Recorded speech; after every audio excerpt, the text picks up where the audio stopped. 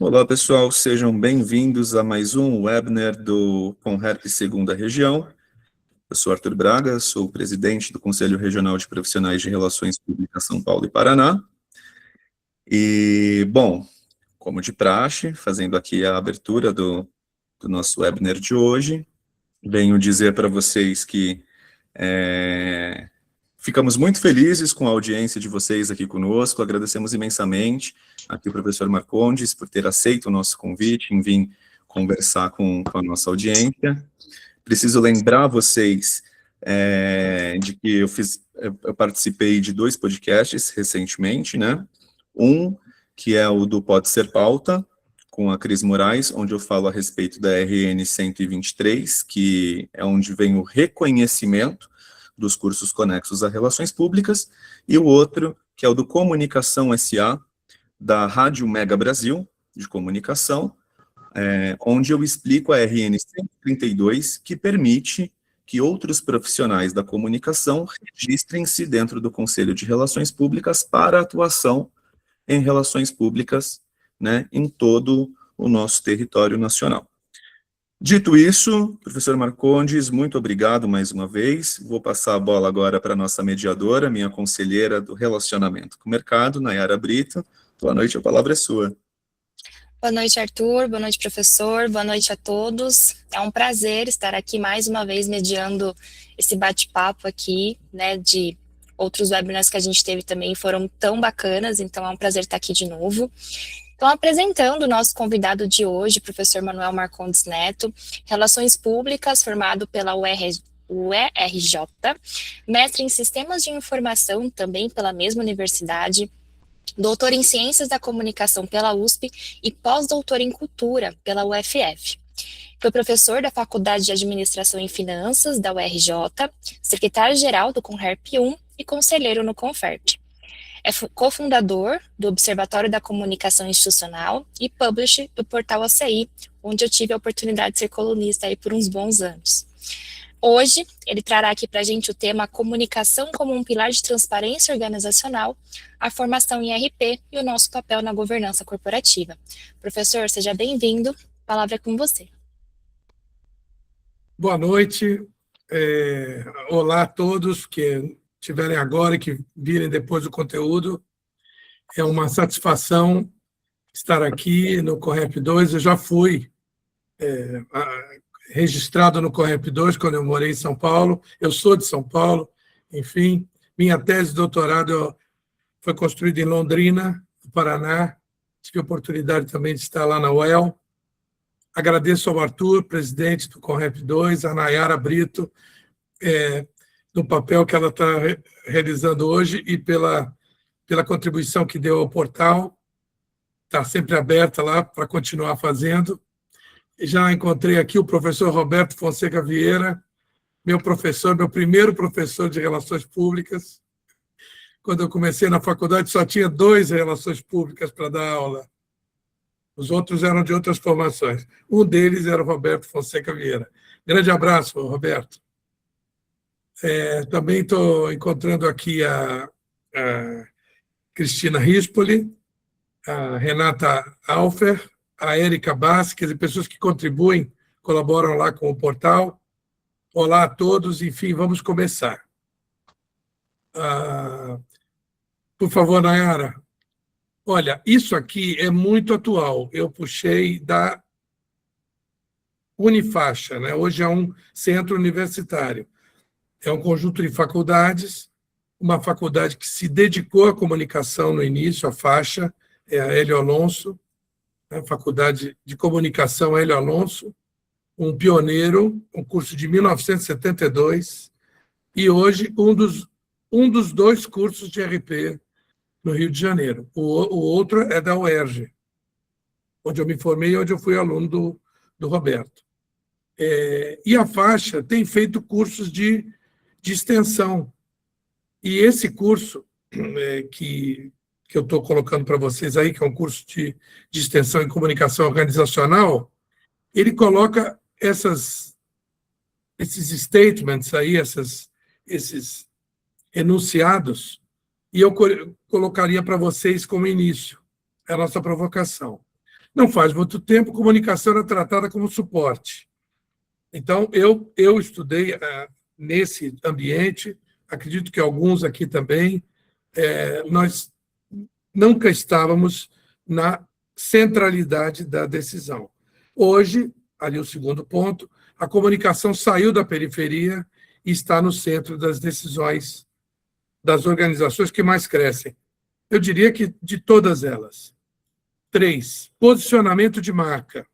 É uma coisa fundamental, é um fundamento do marketing, o positioning, o posicionamento, gestão da reputação, presença digital, relacionamento com públicos.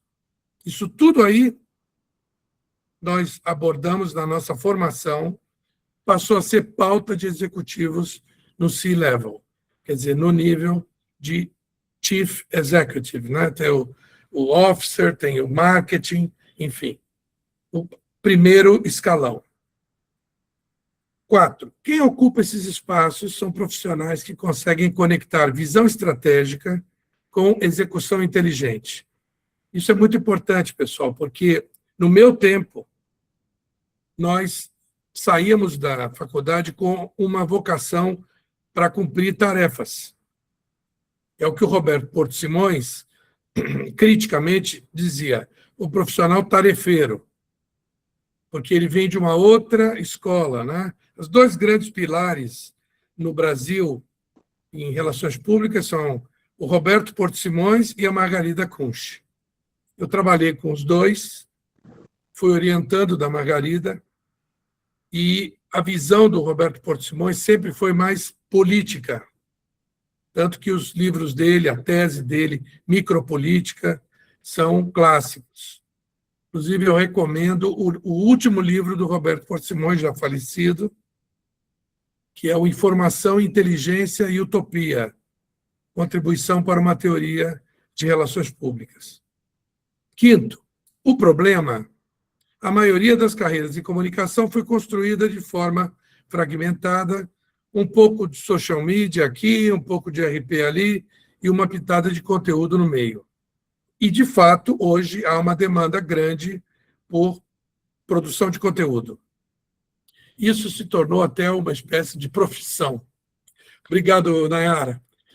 Bom, então eu vou apoiar a minha fala, que vai ser curta. Eu fiz de propósito, conversando com a Nayara, com o Rodrigo também, agradeço ao Rodrigo, foi quem contatou o tempo todo comigo, de privilegiar a conversa, privilegiar a interação. Então, constatação da mudança de status da comunicação. Isso é muito importante, né? E não pode se deixar passar a conexão entre ciência e aplicação. Nós precisamos sempre valorizar a nossa profissão, porque ela tem nível superior, né? E nenhuma das profissões em comunicação hoje exige formação superior, né? O jornalismo perdeu esse status. Nós, no Observatório da Comunicação Institucional, somos favoráveis a que esse status retorne, e somos favoráveis também à criação dos conselhos profissionais de jornalistas. Foi alvo de uma discussão que se perdeu, não é? Por conta de idiosincrasias do meio, e ficou parecendo que seria controle. Não é. Vocês se sentem controlados pelo conselho? O conselho ele quer contribuir, ele quer ajudar aos profissionais e ao mercado a implementar melhores práticas. O conselho não existe para fazer nenhum tipo de barreira, pelo contrário. Então, nos restou o status de profissão com exigência de formação superior. Isso é muito valioso. E, naturalmente, ao lado da aplicação. Você olha um anúncio de emprego hoje, normalmente pede ali, conheça essa tática, conheça essa técnica, faça uso desse software. Isso não é inescapável.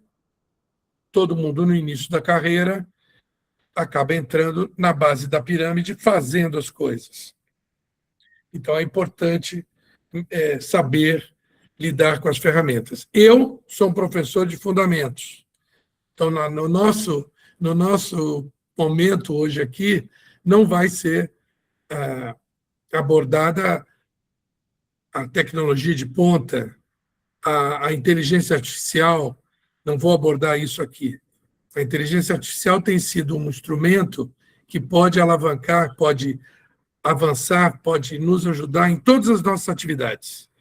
Então, vendo ainda de um modo bem inicial, a IA, ela pode nos ajudar naquilo que fazemos. Mas eu não acredito que ela substitua um RP. Por quê? Porque o RP é fator humano.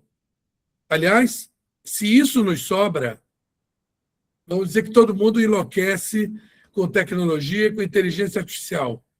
Ok, todo mundo enlouquece. Nós podemos ficar com o quinhão humano da parada, no relacionamento com as pessoas, dentro de casa e na clientela. Vamos falar um pouquinho sobre isso e também, eventualmente, conversar a partir das perguntas. Apoio à decisão. Isso aí, pessoal, na verdade, a semente das relações públicas. Elas nasceram como atividade liberal. Quer dizer, um profissional que é chamado para resolver um problema, para estabelecer uma estratégia. É muito difícil pensar em RP como empregado. Aliás, os empregos estão desaparecendo, não é? Fala-se muito em MEI, não é? No microempreendedor individual, na questão da terceirização, da quarteirização, enfim. Então, no meu tempo, a gente brigava para sair empregado, e até conseguia. Uma quantidade de alunos se formava e conseguia entrar no emprego. Hoje isso está bem difícil, e inclusive é cobrado de nós o empreendedorismo. Então, não tenham medo de empreendedorismo, de prestação de serviços. Eu sempre digo, sempre nas salas de aula, criem trios, criem duplas e vão à luta no seu bairro, na sua cidade, tentando atender o pequeno cliente. E isso pode dar início a uma atividade profissional muito, muito prazerosa. Eu fiz isso na minha vida. Então, eu posso falar com conhecimento de causa. Terceiro, é o ponto onde a gente entra nas discussões estratégicas, num alto nível, como foi colocado ali na ementa do curso, da faixa, a atuação de RP estratégica. É claro que nós temos as tarefas de dia a dia, temos que organizar eventos, temos que preparar listas de pessoas, preparar um discurso, atender um repórter. Claro, isso não morre, mas nós temos que ter leitura no campo da administração. Eu tive a sorte de ter bons professores de administração. No meu curso de graduação, nós tínhamos administração 1 e 2. Tínhamos 1 ano de administração. E a leitura dos autores de administração é fundamental. Eu posso depois falar alguns. 4, visão plena de RP. Aí vem uma contribuição minha, e que não foi sozinha, foi criada no Correp 1, uma equipe maravilhosa com a qual eu trabalhei quando fui secretário-geral, com Alexandre Coimbra, Cláudio Cotrim, Heloísa Reis, enfim, Maria Helena Carmo, Ricardo Benevides, só tinha craque. E todo mundo atuava como profissional e professor. Então, nós criamos esse composto de 4 R's, né? Reconhecimento, relacionamento, relevância e reputação, que é alguma coisa que todo mundo sabe o que é, todo mundo sabe que precisa. Então, é uma forma da gente, entre aspas, vender a nossa expertise, a nossa formação, quando vai fazer uma apresentação, uma organização. E o 5º, uma abordagem holística, isso está dentro da formação, e cultural da atividade. Quer dizer, compreender bem aquele diagrama que a Margarida propõe, aquele livro clássico dela, né? Planejamento de Relações Públicas na Comunicação Integrada, é fundamental, eu digo para o pessoal fazer um pôster daquele diagrama e colocar na parede, porque aquilo ainda é válido, aquilo é clássico. E uma coisa que é clássico não morre, não envelhece, ou envelhece bem. Ali, a Margarida não chegou, aquele diagrama de 84, ela não pegou a internet. Mas tudo que vinha antes está ali, concentrado, e vale a pena conhecer bem. Vamos no próximo. Nayara. Bom, isso aqui foi um resumo que eu fiz dessa minha trajetória de pesquisa, porque os 4 R's não saíram da minha cabeça. Foi uma pesquisa feita no mercado e na academia, com mais de 250 entrevistas. Então, esse composto de 2012, ele está lá, desenhado ali no canto. São 4 instâncias, como eu já disse, cada uma tem 2 estratégias e 4 táticas. Então, são 24 disciplinas. Qual era a nossa proposta? Nós que fizemos essa proposta para o MEC. Isso foi um pedido do MEC. Era como formar o RP. Eles estavam querendo criar uma nova grade curricular, ela foi criada, e nós, no Correp 1, colaboramos enviando essa proposta de eixos temáticos, grandes eixos temáticos, não por sociologia, política, psicologia, não por português, não por essa lógica anterior, mas pelas necessidades da organização. Você tem problemas de reconhecimento, de branding, você tem problemas de marca, você tem problemas de relacionamento com a sua vizinhança, você tem problemas com os seus concorrentes, é a relevância, você tem problemas de reputação. Então, sempre aquela pergunta, qual é o seu problema? Então, isso reforça aquela questão que eu levantei do RP como consultor. Depois, 4 anos depois, a gente criou um índice de transparência ativa. Quer dizer, o nosso pensamento evoluiu para um diagnóstico. Então, esse 5º R, que é a resiliência, que está lá no alto, cinza, ele é a entrada, na verdade, é a minha entrada no universo da administração, porque eu me transferi da escola de comunicação para a escola de administração a convite. Então, lá dentro, eu incluí esse 5º R, porque aí já não estamos falando mais de relações públicas apenas, mas também de administração. Então, a resiliência entra com 2 estratégias, que é a gestão de mudanças e a gestão de causas, e mais 4 táticas. Isso tudo vocês vão ter. Essa apresentação está no SlideShare, Marcondes Neto. Não precisam ficar preocupados aí, está tudo disponível. Tá? E depois de 2020, eu completei essa racional com mais 3 R's: responsabilidade, retribuição e reinvenção. E esse circuito aí que começa na comunicação e termina na administração, como uma figura do infinito, né? Porque quando sai da reinvenção, começa de novo o reconhecimento. Então, se você muda a sua empresa, muda de negócio, começa tudo outra vez. Agora, esses R's não acontecem em sequência. Todos eles acontecem tudo ao mesmo tempo agora. Então, é muito importante... Quer dizer, eu sou o cara que fala que tudo é muito importante. Se for útil para vocês, né, usem esses compostos para explicar o que vocês fazem, o que vocês estudam, qual a contribuição que vocês podem dar.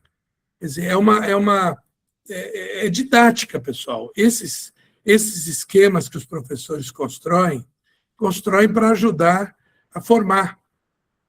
Agora, eles também ajudam. Uma agência de São Paulo adotou os 4 R's como ferramenta de diagnóstico. Quando ela entra no cliente, ela aplica os 4 R's. Uma outra agência, e a Érica Bassi pode falar bastante disso, porque ela está bastante empenhada, se especializou em aplicar o 5R Index, quer dizer, aplicar o indicador para descobrir quão transparente a empresa é. Porque nós temos essa tese no observatório, que o RP é o profissional da transparência. Então, que foi o que eu escrevi ali no finzinho da figura, 2024. Então, é um percurso de 12 anos. Esse trajeto 458 já foi publicado em livro, narrando essa história. Ela termina com o 8º R, não vai ter 9º, podem ficar tranquilos. E, Nayara, podemos passar para o próximo. Então, esse aqui, que é o atual, digamos assim, e é o final, eu chamei ele de 720 graus, porque são 2 circunferências, né? Então, se vocês quiserem fazer perguntas, fiquem à vontade para saber, né? A resiliência é a capacidade da organização continuar, né? Resistir a mudanças de comportamento, mudanças culturais, mudanças no mercado. Depois, a responsabilidade é coisa óbvia. A gente já ouve falar muito de responsabilidade socioambiental, é todo o nível de responsabilidade que a organização tem e que hoje explode em crise na imprensa. Então, não são assuntos que são da empresa. Quando a gente pula ali para a administração, que é o outro círculo, podia pensar assim, mas não é comunicação, fica dentro de casa. Hoje nada fica dentro de casa, pessoal. Com a internet, as redes sociais, as empresas resolveram se relacionar em público. Então, relações públicas é a formação do presente e do futuro. Então, responsabilidade já está no nosso horizonte. E ali acrescenta a responsabilidade civil, que pouco se fala, e a responsabilidade fiducial, que é quando a gente entra nesses problemas financeiros, que estão aí, na crista dos escândalos e dos vazamentos. Depois vem retribuição. Quando a empresa já faz tudo que ela tem que fazer muito bem, como diz o Peter Drucker, né, que é o pai da administração, quer dizer, o lucro não é o objetivo. O objetivo é fazer bem o que você faz. O lucro é consequência. Quando você vai além do seu produto, do seu serviço, de você empregar bem o seu pessoal, pagar os impostos e tal, aí você pode pensar em retribuir alguma coisa à sociedade que abriga. E olha, não estou falando só de empresa, não, estou falando também de profissional liberal, dentista, médico, nutricionista, personal trainer, psicólogo, todos esses profissionais que precisam de relações públicas. Então, a retribuição é a hora que você entrega algo, apoia uma biblioteca, apoia um projeto social, é a retribuição. E a reinvenção é uma área difícil, muito difícil, quando às vezes você se vê diante de uma mudança tão drástica que você tem que pegar o seu capital e investir em outra coisa. O seu tempo, as mudanças de carreira. Nós, no Observatório, temos uma quantidade enorme de jornalistas em transição de carreira. Eles não querem mais trabalhar em redação ou não têm mais emprego em redação. Não querem trabalhar em empresa porque o jornalista não nasceu para trabalhar em empresa. Quem nasceu para trabalhar em empresa é o RP. Então, os jornalistas que estão buscando uma carreira acadêmica, estão buscando uma atuação autônoma, estão buscando uma atuação como consultores, têm vindo para o Observatório e publicado coisas maravilhosas que eu sugiro a vocês conhecerem. Vamos para o próximo.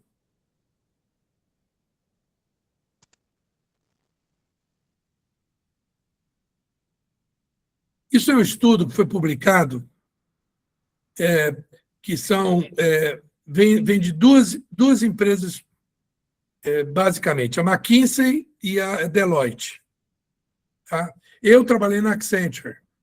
Então, McKinsey, Deloitte, Accenture e Price, e tem também a Ernst Young, são as grandes organizações de consultoria.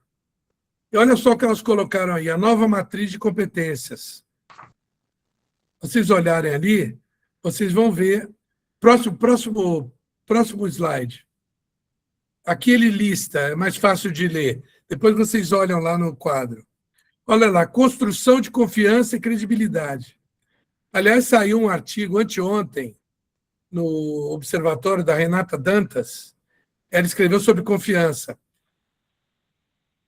Confiança, pessoal, por exemplo, não aparece no famoso ESG, né? Ou em português, o ASG, né? O ambiental, as preocupações com o ambiental, social e de governança. E confiança é uma coisa fundamental e que o RP concorre para a construção de confiança. Então, vocês veem ali, construção de confiança e credibilidade, primeira habilidade. Segunda, narrativa estratégica. Quem é que faz os textos das empresas? Lá na Accenture, quem é que fazia as mensagens de fim de ano, os discursos do presidente, as mensagens das comunidades internas? Era eu. Então, depois vem o quarto ali, ó, produção de conteúdo, gestão de risco reputacional, pensamento aplicado à reputação. Então, é uma coisa que reforça os achados da pesquisa que gerou aqueles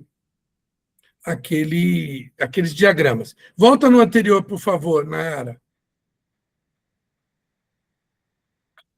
Então, olha ali, ó, habilidades centrais, alfabetização tecnológica, IA aplicada.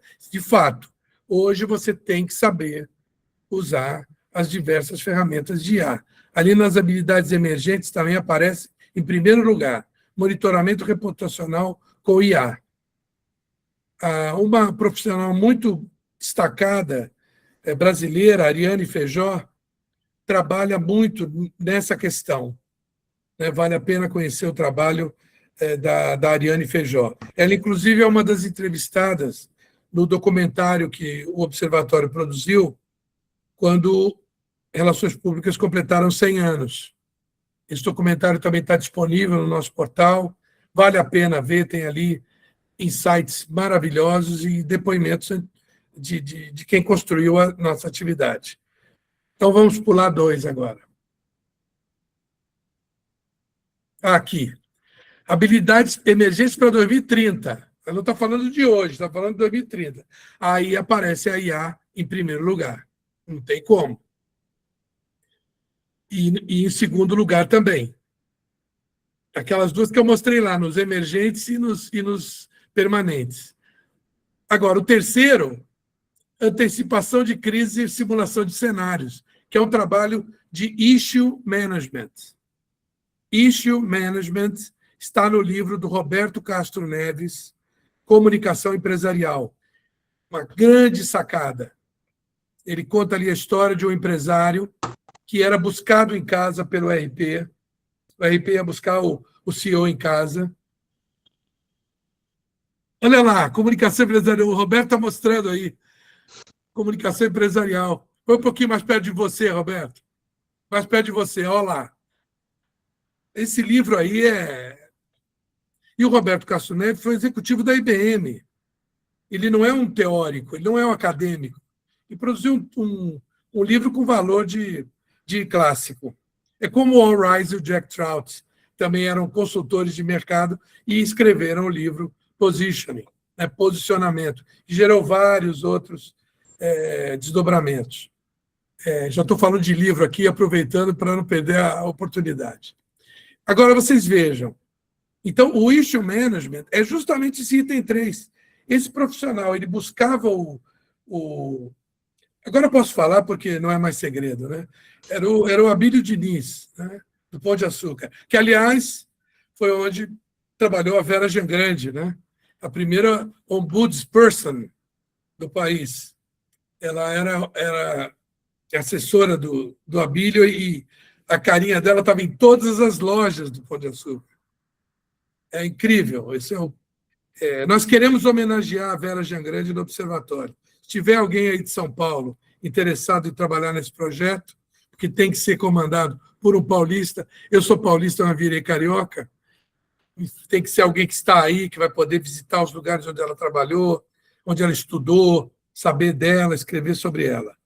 Já fica aí feito feito o convite e a provocação. Então, esse profissional pegava o Abílio e ele tinha 1 hora dentro do carro para conversar sobre as coisas candentes. Quanto é que está o dólar? Onde é que choveu? Onde é que está faltando alho no mundo? Entendeu? É uma empresa que funciona a partir do que está acontecendo agora. O sujeito fazia o clipping, e clipping é uma coisa fundamental. Não deixem de ensinar clipping, de fazer clipping. O observatório faz clipping. Ler a imprensa, ver o que está acontecendo e assessorar o seu executivo, o seu cliente. Fundamental. É você que tem que saber as coisas. Depois, esse assessor sumia. Ele ia para a sala dele, ele só ia ter contato com o CEO no dia seguinte. Então, vocês vejam, do quarto em diante, não é mais tecnologia nem IA.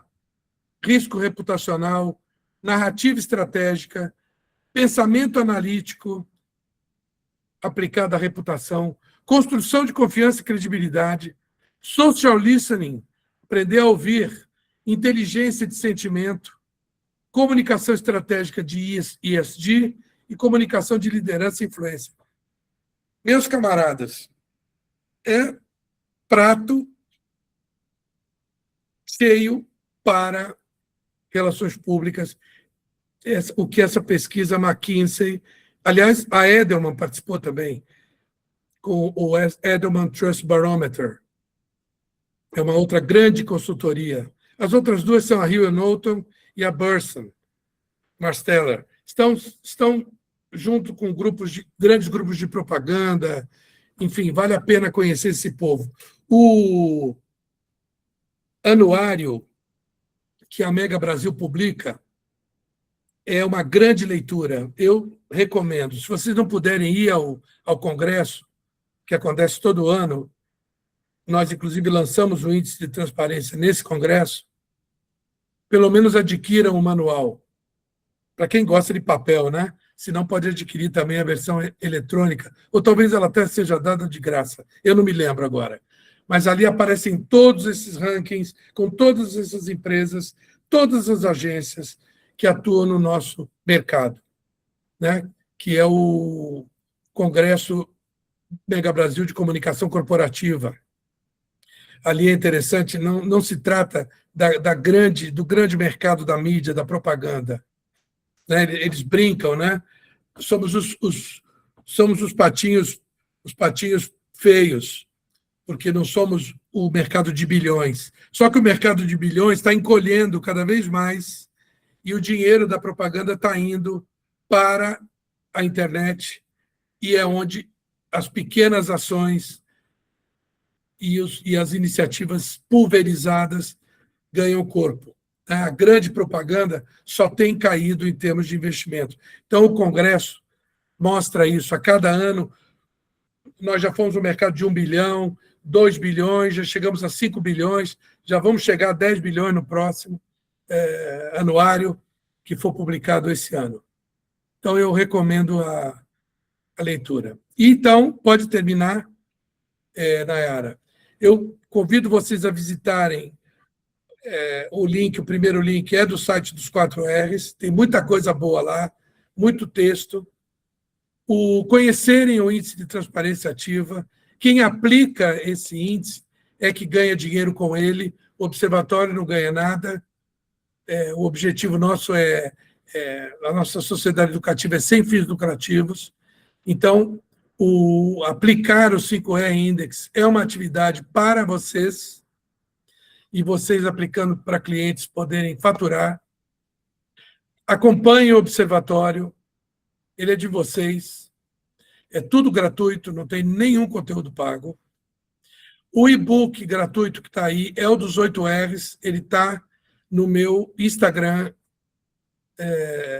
lá no alto, né, como anexado, o livro gratuito. Esta apresentação está no SlideShare e tem aí o meu e-mail que fica aberto para vocês interagirem. Bom, foram 35 minutos. mais ou Eu menos. fico muito feliz, muito grato pela oportunidade e a atenção de vocês. Muito grato pela atenção de vocês. Muito bom. Já deu para dar uns tico-teco na cabeça, né? De pensando desde lá, da época da comunicação como suporte, como a gente foi evoluindo nas estratégias e tal. Depois eu compartilho um pouco do que eu pensei. Mas o Júnior perguntou aqui, professor, algo muito interessante. Ele falou que estava achando incrível as suas colocações, né? E ele gostaria de saber, olhando para os 8 R's das relações públicas, qual deles você considera mais desafiador de manter hoje em dia, com tanta cobrança por resultado rápido, e como que você trabalha isso na prática? Bom, eu falei para vocês que nenhum R ali é mais importante que o outro. Uma coisa interessante, que é nomenclatura, os 4 R's eu chamei de composto das relações públicas plenas. E eu estou colocando agora um conteúdo em inglês, Full Public Relations, que é a tradução de relações públicas plenas. Então, é mostrando para o mundo como é que a gente forma RP diferente no Brasil. Full PR. Tá? Então, os R's são todos igualmente importantes. E, quando os 8 R's saíram, eu já não chamei de relações públicas. Porque, como ele tem um conteúdo grande de administração, metade, eu chamei de composto da comunicação funcional. Ah, por que funcional? Porque tem treino funcional, alimentação funcional. O funcional entrou na moda em um determinado momento. Então, eu coloquei comunicação funcional. É aquela comunicação que funciona. Quer dizer, você vai falar para um cliente, o cliente tem um armarinho, tem uma padaria, tem uma pequena escola. Né? Nós temos exemplos.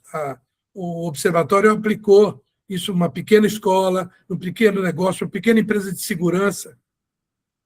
Como é que você vai explicar o que você faz? Né? Tem que ser uma comunicação que funcione. Não pode ser teoria, ficar falando do Marcondes, do livro. Não dá, não rola. Então, agora, eu diria que o mais difícil é a resiliência mesmo. É você conseguir superar os obstáculos, as mudanças de consumo, as mudanças de pensamento nossas, as nossas mudanças sociais, comportamentais, e que as empresas precisam pescar, senão elas não vão adiante. No termos de embalagem, de atendimento ao usuário, de atendimento a reclamações, evidentemente, enfim, usabilidade, logística facilitada, tudo o que puder atender a mudanças, digamos, consiste no desafio mais complexo. Uhum. O Júnior, um grande abraço, eu conheço pessoalmente. Está sempre aqui, ele, professor. O professor falando, eu fiquei pensando, resiliência e volatilidade combinam? Porque eu penso resiliência tanto num processo a longo prazo, assim, que a gente precise entender, enfim, construir coisas mais sólidas, né, para ser resiliente e passar pelas turbulações que a gente tem na empresa, ou enfim, na sociedade, mas tudo é muito rápido e dinâmico, né, então como que a gente para construir alguma coisa se está tudo mudando a todo tempo, enfim, como que a gente pratica essa resiliência, assim, no dia a dia das empresas? Bom, a Andréa Nakane, né, que contribui conosco, professora, colega aí em São Paulo, ela uma vez escreveu sobre o mundo VUCA, né? E a volatilidade é esse V, né? Sim. Olha, eu diria o seguinte, o volátil, na nossa vida, dos comunicólogos aqui, ele é a própria comunicação. Uhum. Então, nós temos que saber o seguinte, que o que nós falamos rapidamente desaparece. Nós temos que falar de novo. Então, você vai conversar com funcionários da organização. Uhum. E depois você reclama que eles esqueceram o que você falou. Não, não esqueceram. Eles foram assaltados por tantas outras informações. Uhum. Se fosse assim, a Coca-Cola não continuava anunciando. Eu gosto de Coca-Cola, mas eles precisam cativar um novo público. Entendeu? Então, para mim, não é preciso mais, mas continuamente a Coca-Cola tem que se fazer presente, então tem que estar na Copa do Mundo, ela tem que estar no Vibe Zone, lá no... Como é que é o nome daquele festival em São Paulo? Né? De rock, que rivaliza com o Rock in Rio. O Lollapalooza? Não, The Base, né? Tem um nome assim. Tem o Lollapalooza também. Sim. Mas tem um outro aí, The Town, não é? The Town. Então, as marcas têm que estar nisso. Mas veja, a Coca-Cola continua podendo ser consumida na garrafa Contour, sim. não é? A gente compra Nescau ainda. Uma das coisas legais da Coca-Cola é que a Coca-Cola não vende Coca-Cola, né? A Coca-Cola tem uma campanha institucional muito forte, né? E o que ela acaba vendendo é um momento de felicidade com os amigos, um momento da família unida, né? É o que a gente vê. Eles pregam um institucional muito forte. Eu, né, não tenho tanto tempo assim de mercado, de existência, mas nunca vi um anúncio de compre Coca-Cola. Não. É bom, beba Coca-Cola, a gente ainda via. Hoje não vê, não. Hoje não vê. Mas eu ainda peguei muito. Beba Coca-Cola. Sirva gelada, que é uma coisa do início, né? Porque ela era vendida passando um carrinho na porta das pessoas lá no século XIX, né? Olha só. Então o sujeito tinha uma máquina de gelo para colocar, porque ele foi criado por um farmacêutico para ser um medicamento, né? Sim, sim. Dizem que a coloração era verde, inclusive, né? Que depois acrescentaram o corante caramelo. Érica, eu já passo a palavra para você. Professor, eu queria te fazer uma pergunta. Tá? Nós ouvimos muito que os profissionais contemporâneos de relações públicas são profissionais leves, que pegam situações densas e tratam com leveza. Como você acha que esse processo reflete a atuação da gente hoje no mercado no tempo da polarização, no tempo das fake news, no tempo em que tudo é caótico, no tempo em que existe as contra-relações públicas, a gente gera a crise para gerir a crise? Como você interpreta essa conduta profissional na contemporaneidade? Olha, isso é o maior desafio hoje, não é? Para muitos, né? Para o administrador, também para o pessoal de marketing. Eu acho, vocês viram que eu fiz uma palestra aqui de 35 minutos, não falei absolutamente nada que pudesse pender. Então, eu acho que ser extremamente técnico, conhecer muito bem a sua atividade, a filosofia dela. A filosofia de RP é a harmonização, é a harmonia. Está lá na epígrafe do Roberto Porto Simões. Tá? A medicina busca a saúde, os advogados o direito, e os RPs a harmonia. Então, nós somos antídoto. E podemos nos vender desse modo. Acho até que a campanha que está no ar atualmente do Conferp, ela é assim. Ela é técnica, abrangente e não tendenciosa. Vocês sabem que a gente... o que acontece? Quando eu entrei para a faculdade, nós tínhamos os estudantes de jornalismo e propaganda. Eu entrei na UFRJ, não tinha RP. Eu fui fazer RP quando eu fui para a UERJ. Eu tive que fazer outro vestibular, porque eu não me encontrei na UFRJ, nem como jornalista, nem como futuro publicitário. Mas era interessante, porque os jornalistas estavam do lado da Revolução Cultural, ainda dos efeitos de 68 ou de 78, né? E estavam fazendo jornalismo. E eles criticavam os colegas que faziam propaganda, porque os colegas da propaganda estavam no capital. Estavam ali vendendo Coca-Cola. E a própria Coca-Cola, você imagina, não é? Como que a Coca-Cola já sofreu, não é? Propaganda contra, digamos, o Yankee, né? O imperialismo Yankee. Aí você não vai tomar só Guaraná Antártica. Mas o Guaraná Antártica agora é belga, entendeu? Então, vamos tomar o quê? Dolly. Mas com esse nome, Dolly, podia ser Saci, enfim. Então, é muito complicado. Eu acho que você, reforçando a parte técnica, entendeu? E vendendo essa ideia da harmonia, você tem que ser um fator de desmontagem do polarizado. Eu acho. Pode ser idealismo, mas eu acho que cabe. Nos cabe, Entendo. com essa formação, ser idealistas. Sim. Por que não? Perfeito, professor. Muito obrigado. Érica, a palavra é sua.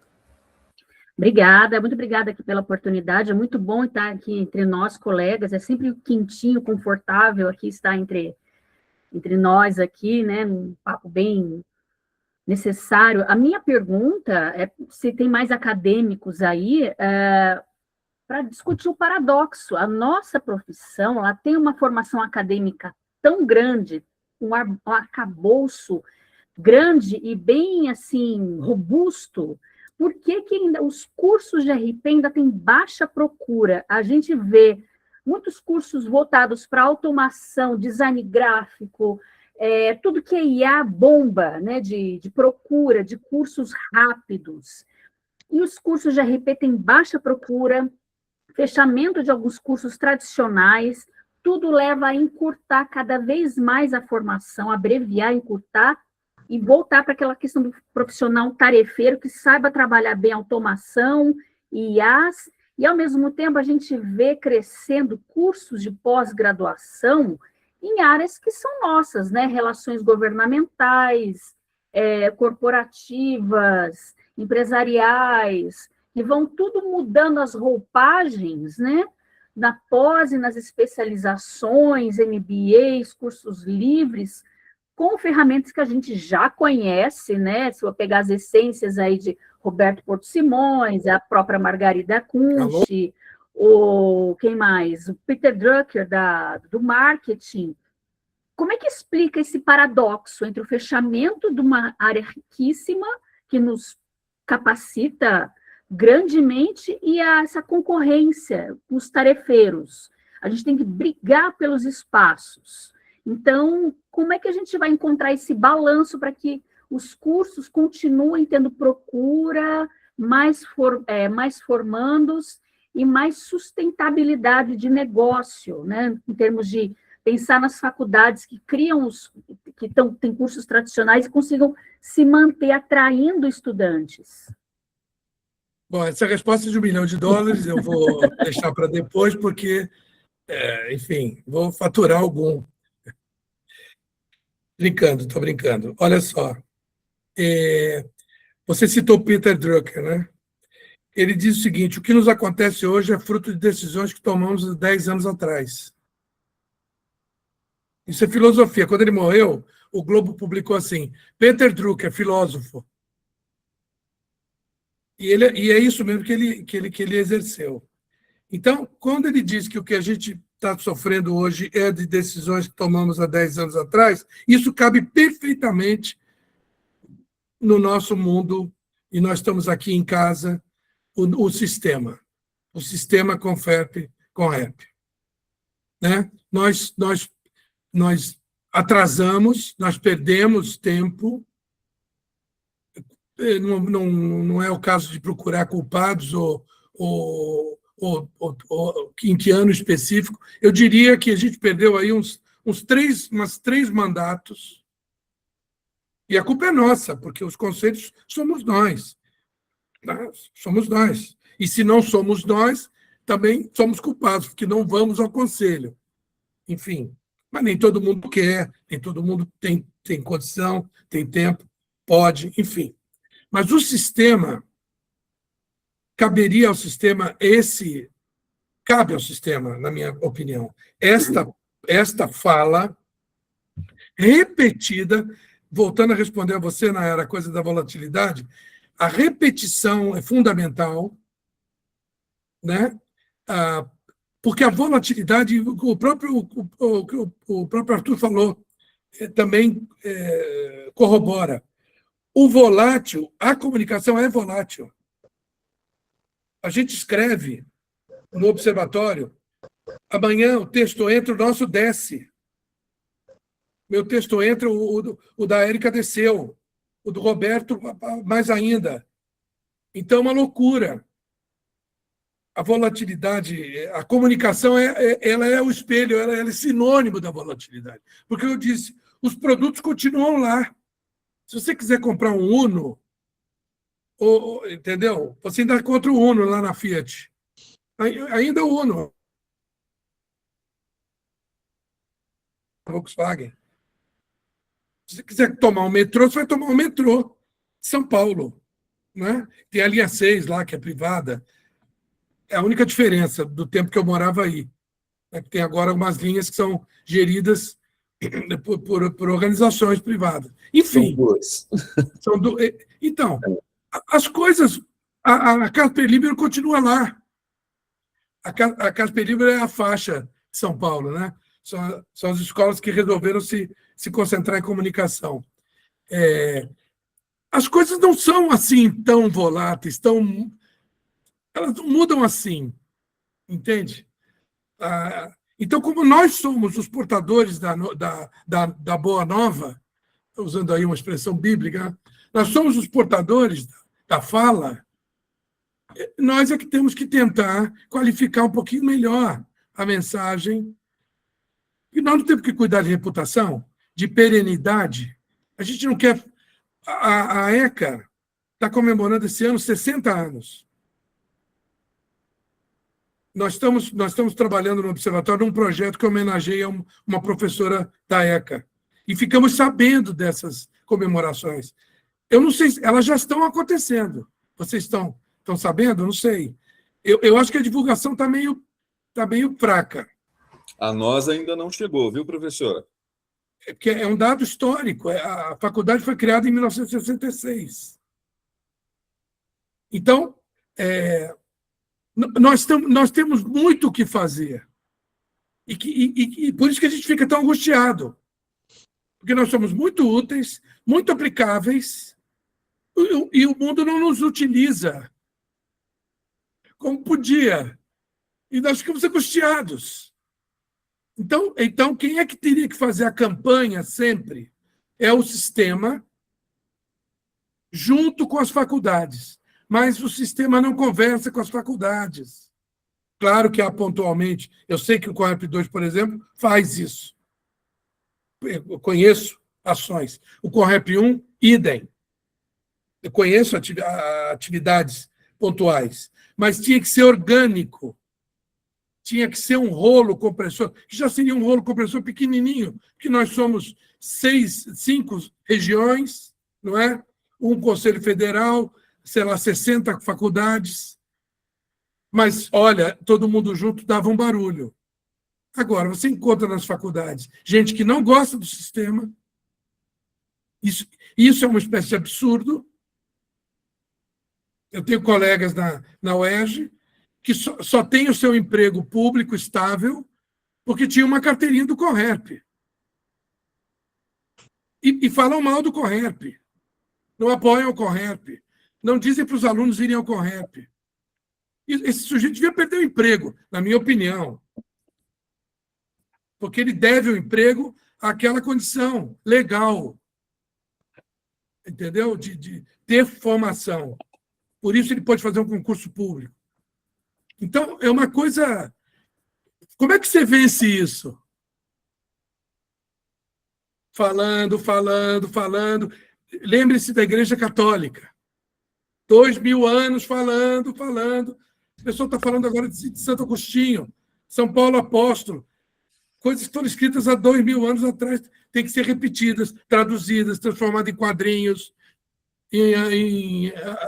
como é que é? O anime, para ver se acorda o povo.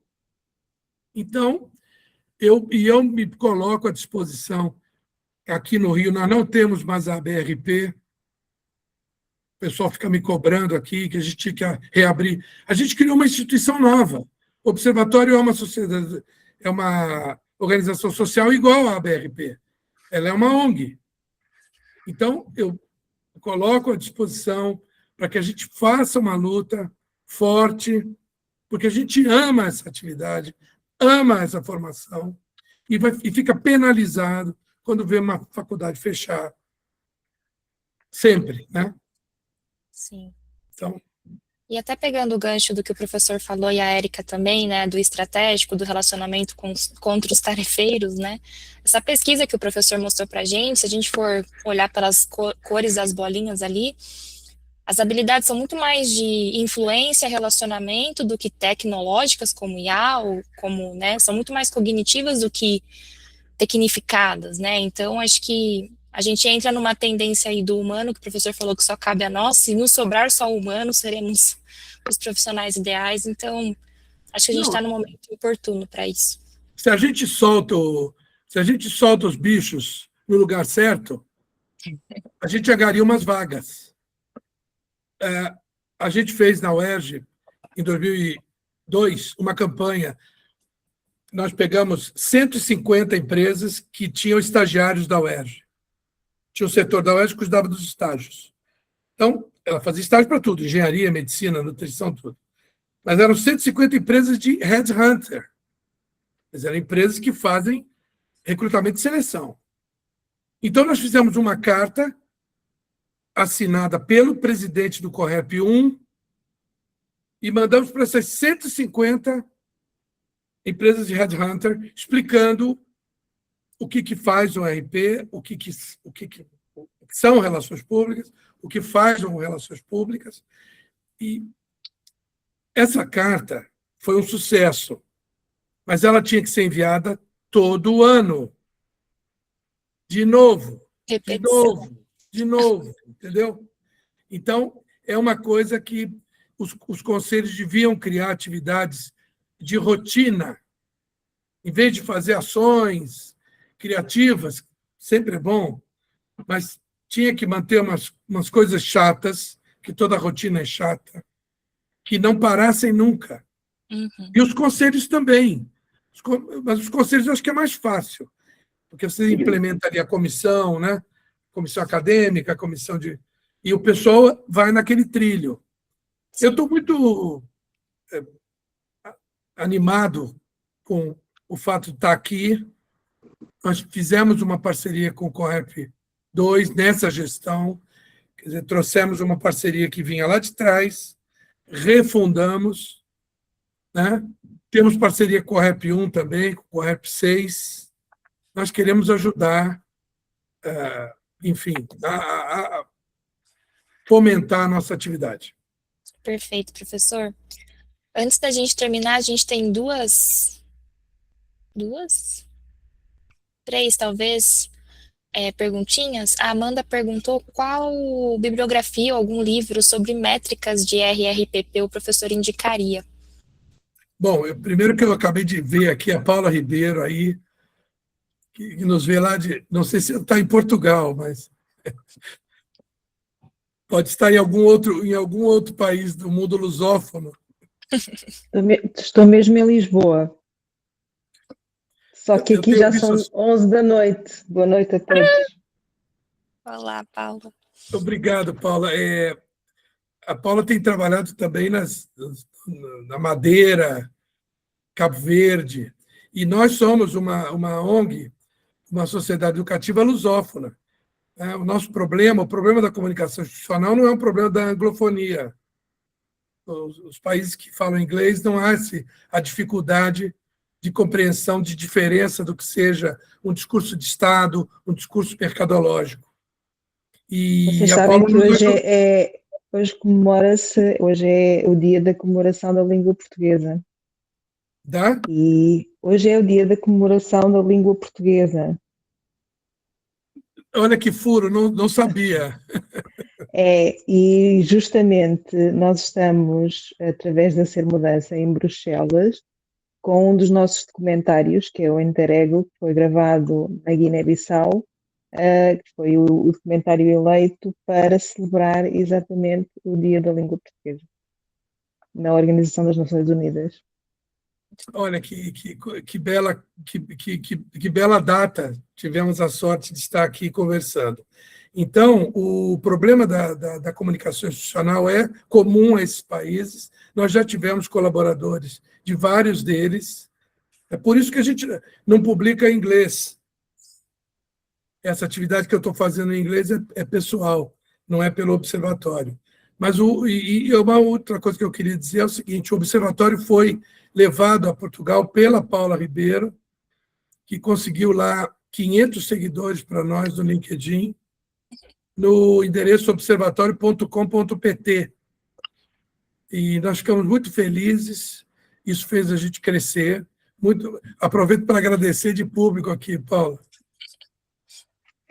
Bom, eu não liguei a câmara, Manuel, Mas eu estou para vendo não você. atrapalhar. Pronto, está ligada? Aí agora está. Para não atrapalhar e porque eu estava a gostar tanto aqui do debate e estava aqui a tirar notas, inclusive, de tudo aquilo que estava a ser conversado aqui. E sim, o Observatório é muito querido, não é? É um espaço que eu recomendo a toda a gente, a partilha de ideias é muito saudável e muito importante, porque nós temos estado aqui a falar sobre de alguma preguiça mental, de alguma porque é que não há pensamento estratégico, porque é que as empresas não reconhecem o trabalho das relações públicas, porque é que não há este reconhecimento no corporativo, porque é que eu acho que há aqui várias coisas que podem estar agregadas a essa dificuldade toda, não é? Na experiência que eu tenho também aqui na minha realidade de Portugal. Eu acho que isso tem a ver com uma má preparação, não é dos RPs, mas sim, e não é nos cursos de relações públicas, nas formações, nas universidades de relações públicas, mas acho que mais do que nas formações de relações públicas está nos cursos de gestão, nos grandes cursos, nas grandes matrizes, nas preparações dos CEOs das empresas, dos diretores das empresas, dos grandes gestores da empresa. Eu vejo colegas meus, e eu própria também passo um bocado por isso, a ter que explicar em que é que consiste o seu trabalho ao seu diretor, porque o diretor não sabe. Eu vejo muitos colegas, e quando estou a falar de empresas, muitas vezes multinacionais, empresas muito grandes, tenho colegas que têm que explicar aos próprios colegas em que é que consiste a sua atividade, qual é que é o papel ali dentro daquela empresa, o que é que significa ser public affairs, o que é que significa ser relações públicas da empresa, porque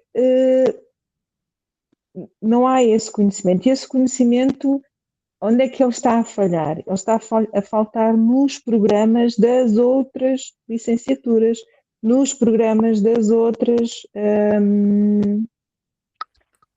dos outros cursos, dos mestrados. Alguém aqui falava há pouco que há mestrados de coisas que são nossas. É verdade. E também há um outro elemento que eu acrescentaria aqui, que é exatamente que é exatamente o ser humano, não é? Que é sempre a variável mais instável de tudo isto. Nós somos preguiçosos por natureza. É esta a nossa essência, por isso é que o homem inventou a roda, não é? Foi para lhe facilitar a vida, porque era preguiçoso. Porque é que o homem inventa a inteligência artificial? Porque é que a inteligência artificial está a ter uma projeção tão rápida? Exatamente pelo mesmo motivo, não é? Então, há aqui um conjunto de fatores que é muito difícil de responder àquela pergunta que foi colocada e muito pertinente, que agora não me recordo o nome da pessoa que colocou, mas muito pertinente e que o professor estava a responder. Eu acho que é um conjunto de fatores que efetivamente não dá para apontar só para um lado. Eu não sei se estou aqui a monopolizar aqui a conversa para o meu lado, mas queria só terminar aqui dizendo uma coisa fazendo aqui uma menção muito especial ao 5R Index, que é uma obra que também é muito cara, e a todo o trabalho do professor, e falou-se aqui muito em resiliência, e também queria ressalvar isto, que há a resiliência profissional das empresas, do corporate, mas depois há a resiliência das pessoas. E eu ainda não vi até hoje alguém tão resiliente a defender estas disciplinas como o professor. E agora vou-me calar, que já falei demais. Muito obrigado, Paula. Eu diria a você o seguinte, eu sempre disse, e lá na Gama Filho, eu pude aplicar isso, pude ver isso aplicado, que não fui eu que criei. Nós exportávamos professores. As escolas de comunicação normalmente importam professores de sociologia, de psicologia, de filosofia, e elas nunca são exportadoras. As escolas de comunicação têm que passar a ser exportadoras de professores para medicina, para engenharia, para direito. É fundamental. A pessoa faz o curso de medicina e vai ser um médico e nunca teve uma disciplina de marketing, uma disciplina de comunicação, nem como eletiva, e ele vai ter que entrar para o mercado, se posicionar. Então, a comunicação tem que exportar, nós temos que exportar esse nosso saber, oferecendo disciplinas nas outras formações, para que essas pessoas lembrem de nós quando chegar a hora de irem para o mercado. E respondendo a Nayara, sem querer ser... Quer dizer, não vou ser cabotino. Vou indicar um livro do Mitsuru Yanase, que fala... Eu não estou me recordando o título, mas é fácil. Mitsuru Yanase é professor da ECA, USP, e publicou um ótimo livro sobre métricas em comunicação.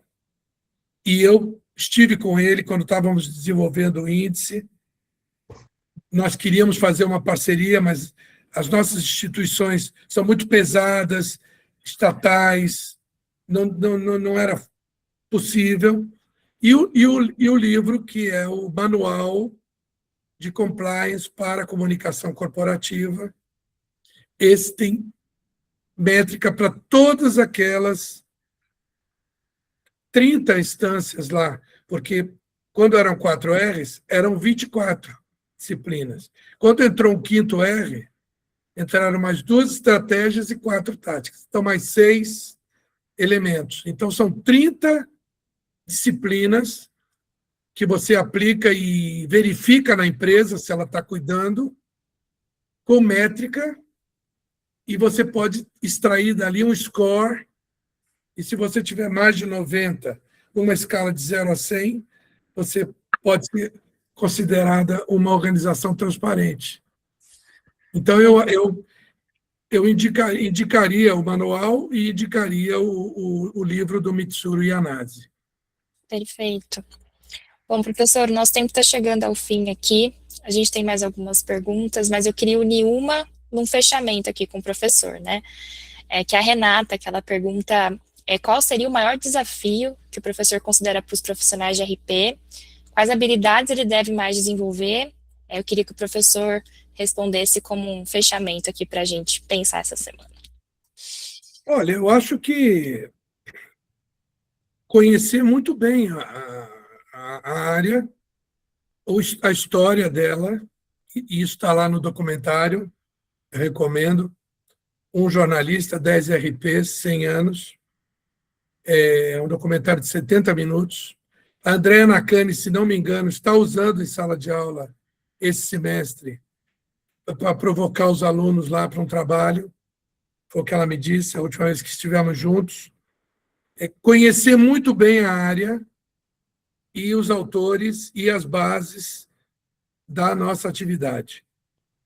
Usar um desses compostos aí, eu acho que ajuda.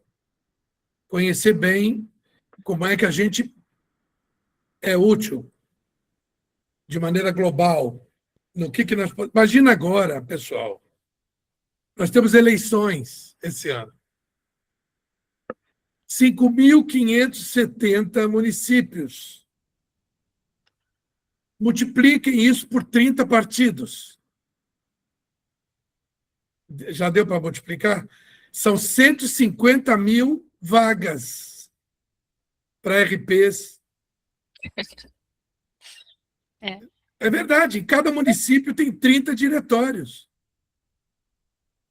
30 partidos. E nós fizemos uma pesquisa sobre a comunicação institucional dos partidos políticos brasileiros. E ela é toda ruim. Todos são ruins. Está lá no Observatório também. Procurem essa pesquisa. Fizemos em 2014, 16, 18 e 20.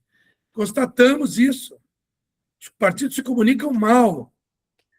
E segundo achado, os partidos não se diferenciam uns dos outros. As pessoas respondem, é tudo igual. Olha o desafio que nós temos para educar essa gente toda no Brasil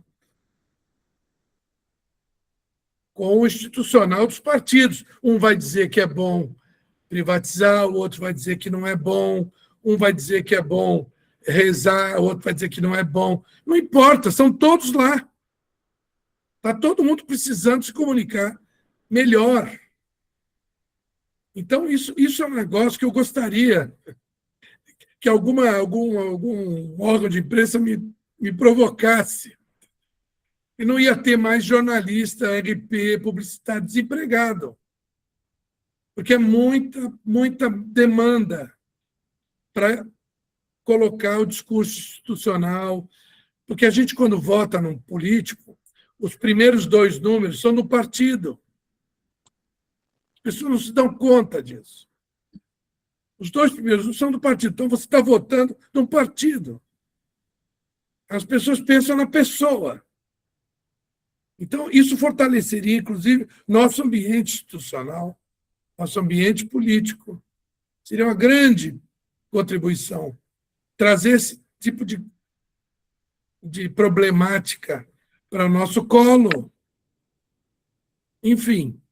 Então, não sei se eu respondi para a Renata, se deixaram desanimada. Com a Respondeu muito bem, professor, como sempre. Olá a todos, boa noite. Um prazer enorme ouvir todos vocês. Obrigado. Prazer é nosso, Renata. Bom, professor, foi ótimo. Acho que se desse, a gente ficava aqui até 7h99. A gente agradece muito a sua presença, a presença de todos aqui. E fica o convite para um próximo debate, para um próximo tema, e a gente estende essa discussão aqui. Obrigada, pessoal. Boa noite. Obrigado, professor. Obrigado, Nayara. Boa noite. Não esqueçam de responder aí a nossa pesquisa de satisfação, preencher ali a lista de presença para vocês receberem o certificado de participação aqui conosco, e até a próxima edição do nosso webinar, que será no dia 19. Dia 19, com o professor William Pianco aqui conosco. A todos vocês, uma excelente semana e boa noite. Tchau, tchau. Abraço a todos. Tchau, tchau.